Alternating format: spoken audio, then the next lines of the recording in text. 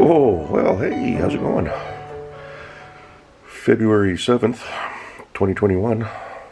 It's actually 2:17 in the afternoon. Clock's an hour off. We're going to do a review on the Cruze. 2014 Chevrolet Cruze. Had it since new. I didn't do one of these last year. I've done them every year since. LT1 with the RS, which that is not how they come. I would say LT right there, and then Cruze on the other side. That was the first mod I did, was taking those off. Been a good car. Other than getting scraped there, those are factory. Added that. That's actually a Camaro RS badge. Just wanted something on the front. And then I got this dent here. A little parking lot door ding. Both of those happened at work. But all in all, it's been a really good car. Interior's holding up just fine. It's winter, so it's dirty. Didn't even bother trying to clean it. I got a little staining here, and I was wondering what that was from. But I wear a, climb inside here before the camera gets too wet. I wear a waterproof coat at work. It's about a 15-minute walk to get to the car. So that's probably where all the water wicks down when I clip the seatbelt on. So I think this summer we'll try to clean that up a little bit. But other than that, it's been a really good car. I know some people have had a lot of problems with these. And I know most modern cars, you're going to get some good ones and some bad ones. So some people I'm sure have had legitimate issues, but from what I see, a lot of people just drive them too hard. These aren't race cars. These are not race cars. Radio off, 55,068 miles on it.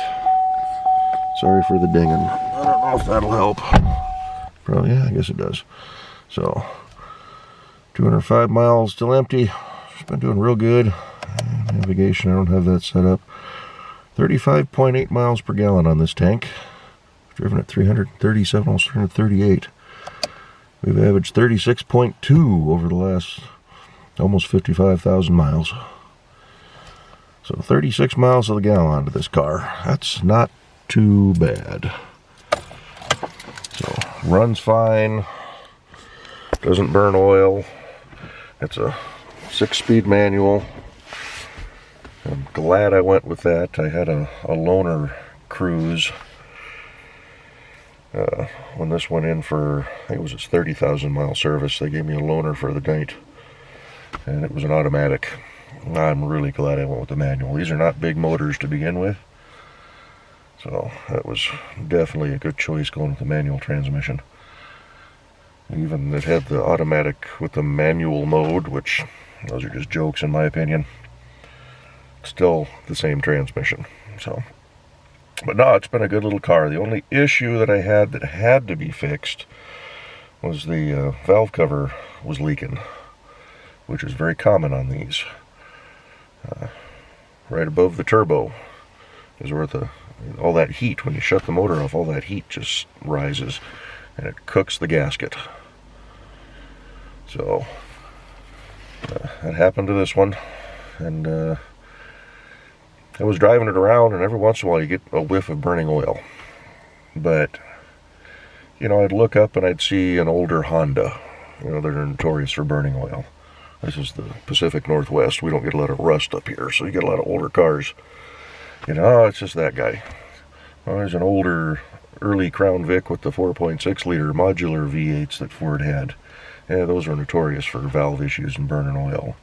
Oh, there's a late 90s, you know, mid to late 90s Chrysler minivan. Those were, I think it was burned oil from brand new. So, but I took it in for an oil change last summer, and they says, hey, you got an oil leak. Oh, where's it coming from? Well, we can't tell you. We want $65 an hour, and we want a minimum 2 hours to tell you. You guys know where it's coming from. But I understand they got a business to run. So he says it's either going to be the valve or the oil pan gasket or the turbo line, the turbo oil cooler line. And he says both of those are pretty big jobs. He says, well, let me take it home and let me look it over, see what I can find. It was the valve cover. So bought a new gasket. That was, I don't remember, 20 bucks, 30 bucks, wasn't bad. But I cracked the original valve cover when I pulled it off, because that oil and the rubber had cooked itself together there, and it snapped. I could still reuse it, it's just the inner channel that cracked, but I went ahead and bought a new one from the parts store. They had one in stock. That was almost 100 bucks. So would have preferred to keep it factory original, but whatever. They don't stay new forever, right? But tires are holding up. Like I said, I don't race this thing around. I mean, I'm not saying that I don't put it into a corner every now and then, but I don't squeal tires and sling this thing all over the place. This thing's got to last me. But yeah, those 2 dings from the parking lot at work, hit and runs. This window got busted out. Driving into work, I got hit by a rock. Used to be tinted, along with the others. Every place locally that I've talked about, they want to charge me the price to do all the windows. Like, no, I'll let it sit this way. I haven't looked for a while. I could probably find the place, but got one fog light that's been out for several years. I haven't bothered replacing that yet, because everything online said you have to pull the front bumper off. I really didn't want to do that, because there's 2 little clips that you got to have supposedly a special tool, or you snap them, and if you snap those, then you got to get a whole new bumper cover. But never even thought about pulling the wheel and going through the wheel liner. That's actually how I think the Haynes manual that I bought says that. So other than that, Cruze still works, the radio still works. It has wigged out on me a couple of times, but yeah, you just shut it off, turn it back on, and it hasn't done it for a while. All these electronics in new vehicles, though, you gotta worry. It's original battery. I'm a little concerned about it, but it's been a pretty mild winter. I might just splurge and put a new battery in it this year. At least have it tested. All these electronics, these cars never shut off. I mean, we've been sitting here for how long, and that thing's been staying on? I don't know how long it's supposed to stay on, but the computers are always in a state of readiness, so they're always drawing a little juice. So as the battery gets older, it gets less efficient. But tires are still holding in there. They're getting down there. Still original. Probably put new rubber on it this summer, or when I go in for the 60,000 mile service, June, July time frame. See what they want to charge me for some tires. They say that they price match, so I'm going to go to Tire Rack and price them out. Maybe even hit up, I got a big O right here. Just see what they're going to charge me, and then I can go to the dealership and say, hey, this is what these places are going to do for me. So these feel fine. They don't splash. It doesn't get squirrely. We get a lot of rain up here. But yeah, it's probably about time just to be safe. It is my daily.